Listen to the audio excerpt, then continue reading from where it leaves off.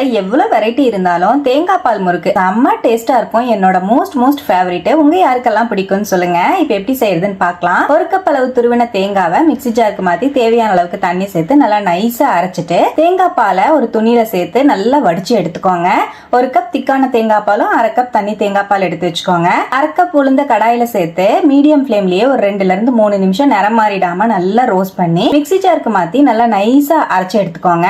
அரைச்ச உளுந்து மாவை ஜல்லடையில சேர்த்து நல்லா சலிச்சு எடுத்துக்கலாம். இதோடவே 2 கப் அளவுக்கு இன்ஸ்டன்ட் அரிசி மாவையும் சேர்த்து அரை டீஸ்பூன் உப்பு, 1 டீஸ்பூன் எள்ளு, 1/4 டீஸ்பூன் அளவுக்கு பெருங்காய பொடி, 1/2 டீஸ்பூன் அளவுக்கு பட்டரையும் சேர்த்து நல்லா மிக்ஸ் பண்ணிக்கோங்க. இதோடவே நம்ம எடுத்து வச்சிருக்கிற 1/2 கப் அளவுக்கு தேங்காய் பாலை கொஞ்சம் கொஞ்சமா சேர்த்து நல்லா சப்பாத்தி மாவு மாதிரி சாஃப்டான மாவா பிசைஞ்சிட்டு பிசைஞ்ச மாவை தனியா கொஞ்சமா தேவையான அளவுக்கு எடுத்து முறுக்கு குழல்ல சேர்த்துட்டு இந்த மாதிரி வெள்ளை துணியில முறுக்க இந்த மாதிரி புளிஞ்சு எடுத்து வச்சுக்கலாம். நீங்க டைரக்டாவே எண்ணெயில போட்டுக்கிறதுனாலும் போட்டுக்கலாம். இந்த மாதிரி முறுக்கெல்லாம் புளிஞ்சு வச்சுட்டு மிதமான சூட்ல இருக்கிற ஆயில்ல போட்டு 2 சைடும் நல்லா திருப்பி விட்டு ஆயிலோட சலசலப்பெல்லாம் அடங்குற அளவுக்கு ஃப்ரை பண்ணி எடுத்துக்கலாம். மீடியம் ஹீட்ல இருக்கிற ஆயில்ல சேர்த்துக்கோங்க. ஹை ஃபிளேம்ல வச்சு பொரிக்க வேண்டாம் முறுக்க. அவ்வளவுதான். ரொம்பவே டேஸ்டி அண்ட் கிறிஸ்பியான தேங்காய் பால் முறுக்கு சூப்பரா ரெடி ஆயிடுச்சு. செம்ம கிறிஸ்பியா இருக்குங்க. ஒரு வாரத்துல இருந்து 10 நாள் வரைக்கும் வச்சு சாப்பிடலாம். செம்ம டேஸ்டா இருக்கும்.